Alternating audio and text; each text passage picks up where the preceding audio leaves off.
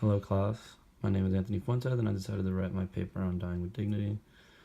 The social movement, Death with Dignity, goes with the group, the Death with Dignity National Centers, and their mission is to promote laws based on Oregon's Death with Dignity Act to provide an option for dying individuals and to stimulate nationwide improvements in end-of-life care. Their goals are to expand freedom to qualifying terminally ill Americans to make their own decisions, promote death with dignity laws around the U.S., provide information, education, and support to the patients and their families, as well as reaching out to the media and public, and mount legal defenses to physician-assisted dying legislation. So physician-assisted suicide is a doctor knowingly and intentionally providing a person with the knowledge, means, or both required to commit suicide, including counseling about the lethal doses of drugs, prescribing such lethal doses, or supplying the drugs. The basic argument in favor of allowing doctors to assist in suicide is owning one's autonomy. Personal autonomy is the capacity to decide for oneself and pursue a course of action in one's life, often regardless of any particular moral content. Physicians dictate their work to upholding the Hippocratic Oath, which is a widely known Greek medical text, a set of promises to the gods created by the Greek philosopher Hippocrates, and a set of ethical rules for the doctors and physicians to stand by. So how does it work?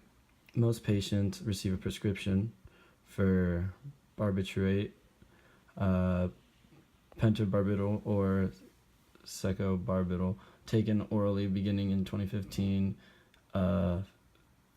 Phenobarbital, chlorohydrate, morphine, sulfate, ethanol mix started being used. The pills are meant to hasten death in the patient, but are guaranteed to be peaceful, humane, and dignified in death.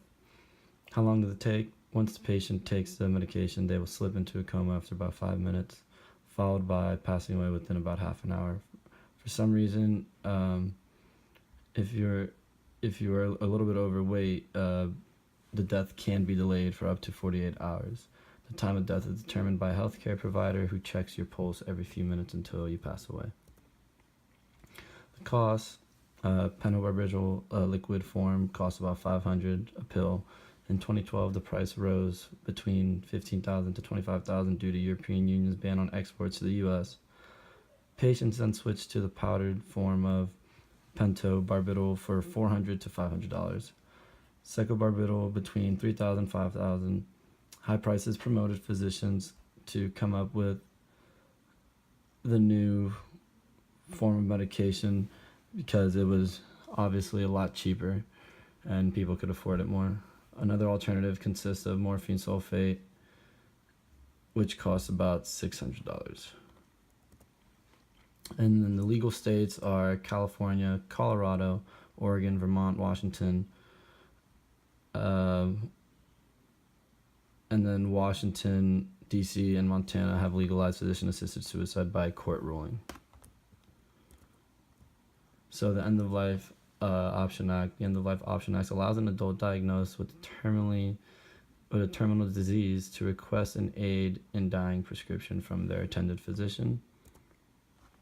And the qualifications are: you must be 18 or older and a resident of the state, must be terminally ill, diagnosed by a doctor, to have 6 months or less to live with an incurable, irreversible disease, must make 2 verbal requests to a doctor, 15 days apart, and also have a written request signed in front of 2 witnesses, must get a second opinion on the illness that matches your primary doctor's opinion, must be determined by professionals that you are mentally capable of making this decision, must be able to voluntarily request solely by the patient to the doctor for the aid in dying prescription, and finally must be able to self-administer the medication.